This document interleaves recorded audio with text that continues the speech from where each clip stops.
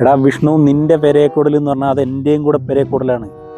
അത് തുടങ്ങുന്ന ആ പരിപാടിൻ്റെ ആ ദിവസം മുതൽ അത് തീരുന്നോടം വരെ ഞാൻ ഉണ്ടാവും. നീ എന്തിനാ ടെൻഷൻ അടിക്കുന്നേ? ഞാൻ ഉണ്ടാവുമല്ലോ. ഇതാരാ ഇവിടെ കൊണ്ടുവച്ചേ? എടാ വിഷ്ണു, ഞാൻ നിന്നെ വിളിക്കാട്ടോ. നീ എന്തിനാ വണ്ടി എടുത്ത് ഇങ്ങോട്ട് വന്നേ? ആരെ വെച്ചിട്ടാ? ഞാൻ മോനെ കൂട്ടാൻ വന്നേ. മോനെ കൂട്ടാനാ? ഈ 12 മണിക്കോ? അവനെ സുഖമില്ലാന്ന് പറഞ്ഞ് ടീച്ചർ വിളിച്ചിട്ട് ഞാൻ വന്നതാ. എത്ര തവണ ഞാൻ നിങ്ങളെ വിളിച്ചു, എന്നിട്ട് നിങ്ങൾ എന്നെ തിരിച്ചു വിളിച്ചോ? ഏത് സമയം കൂട്ടുകാരെ വിളിയും, കൂട്ടുകാരെപ്പോഴും നടത്തോ?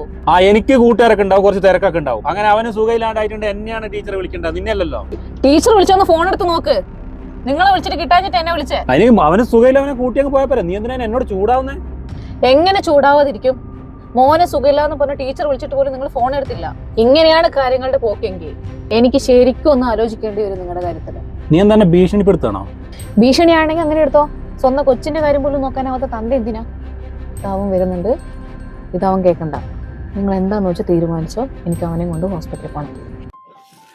എന്ത് പറ്റിയടാ? ചെറിയ തൊണ്ടവേദന. തൊണ്ടവേദന? പനിക്കുന്നുണ്ടല്ലോ. അബി വന്ന് വണ്ടി കയറി. അവൻ ശൃംഗരിക്കാൻ നിൽക്കും. എന്താ അടിയാണ്? പോയി കയറിക്കോ. വരുന്നില്ലേ? ഇല്ല, വീട്ടിൽ പെട്ട.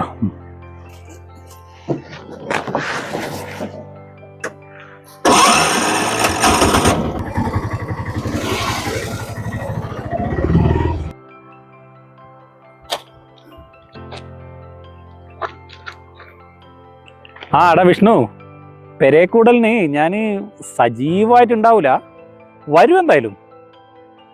ഇല്ല, പ്രശ്നങ്ങളൊന്നുമില്ലടാ. കൂടുതൽ പ്രശ്നങ്ങളൊന്നും ഉണ്ടാവണ്ടല്ലോ എന്ന് വിചാരിച്ചിട്ട് ഒരു മുൻകരുതൽ, അത്രയേ ഉള്ളൂ. വരാം. ഞാൻ എന്തായാലും ഫാമിലി ആയിട്ട് വരും കേട്ടോ. ഓക്കേടാ, ഓക്കെ.